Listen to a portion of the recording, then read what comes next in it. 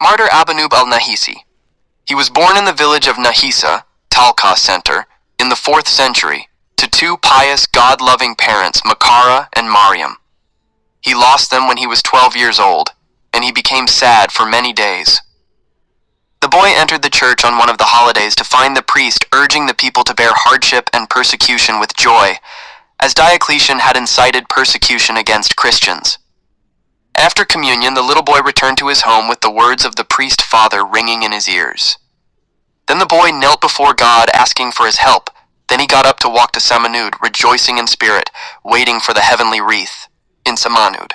The young boy began wandering around the city, where he found churches destroyed and people cursing Christianity, so he asked God to support him. Then the archangel Michael sent him, who comforted him and guided him to go to the governor in the morning to bear witness to his Messiah, assuring him that he would strengthen him and heal him amid the torments he would endure. In front of the governor, the boy Abanoub rose very early, and he went to the governor and began speaking to him with boldness and courage. He was astonished by the actions of this young boy, so he began to comfort him with many promises, but the boy bore witness to the true faith. The governor became angry and ordered him to be beaten on the stomach until his entrails appeared, and the archangel came to heal him. The boy was thrown into prison, and the imprisoned Christians rejoiced over him, recognized him, and were consoled because of him. The next day, the governor killed about 1,000 prisoners, and they received the crown of martyrdom on the 9th of Baramhat. The governor summoned the boy Abanoub and ordered him to be tied by his feet to the mast of the boats that the governor was boarding heading to Atreb. In a sarcasm, he said, "Let him see if Jesus will come to save him." They took off in the boat, sailing until the evening. Then they relaxed the launch so that the governor could sit and eat and drink, and the cup became fossilized in his hand, and the governor was afflicted with a kind of paralysis, and the soldiers became like blind people.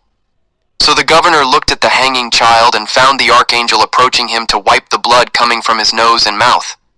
Then he lowered him and left him at the front of the boat and disappeared. The governor asked the boy to pray to his God to heal him, so that he and his soldiers would believe. But Abanoub answered him that God would heal him in Atreb. In fact, he prayed for him and healed him in the name of the Lord before the governor of Atreb.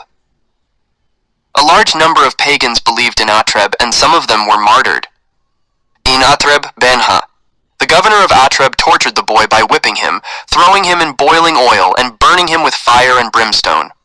Then Jesus Christ appeared to him, accompanied by the archangels Michael and Gabriel, and he was healed.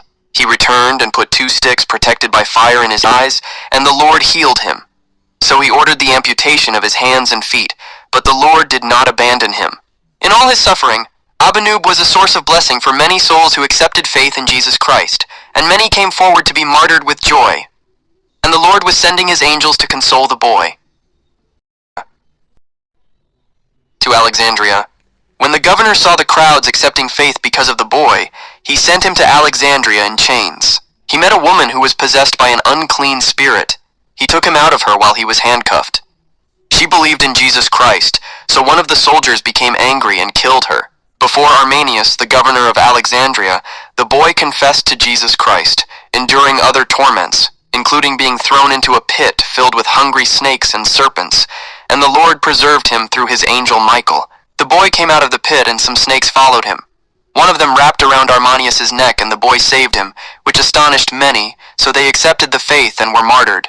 He was subjected to other tortures, and finally he was beheaded outside the city on a high rock after he stood joyfully and prayed, asking God to forgive his sins and accept his soul. St. Julius Alakfasi came forward, carried his body and his shroud, and sent it to Nahisa, the place of his birth where he was buried. He wrote his biography. Transfer of his body. His body was transferred from Nahisa to Samanud. His martyrdom anniversary is celebrated on the 24th of Abib.